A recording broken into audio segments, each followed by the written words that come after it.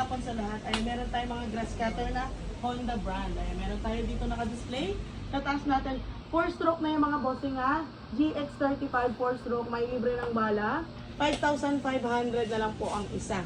Ayan, kapag dalawa binili mo, bigay ko na lang ng 5,000 ang isa. Pero kung wholesale po, mga 6 na piraso, bigay natin ng 4,500. At meron din tayo syempre mga car wash, pang car wash po. Oh. Meron na siyang naka-rolyo na. Kaya hindi na pakalat-kalat yung hose mo at may gulong na rin. 3,500.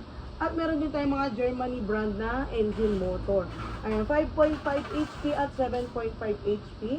6.8 at 9.8. Ayan, meron din tayong mga gamit dito sa bahay. Oh. May mga doorknob. Ayan, ito 3 pieces tools.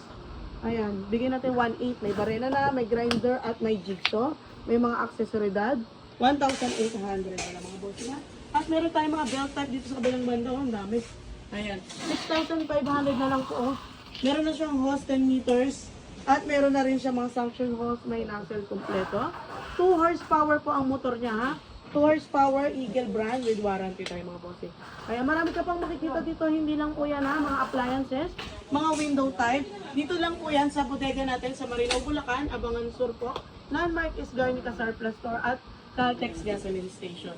Ayan, open tayo Monday to Sunday, 9 AM to 6 PM. Salamat!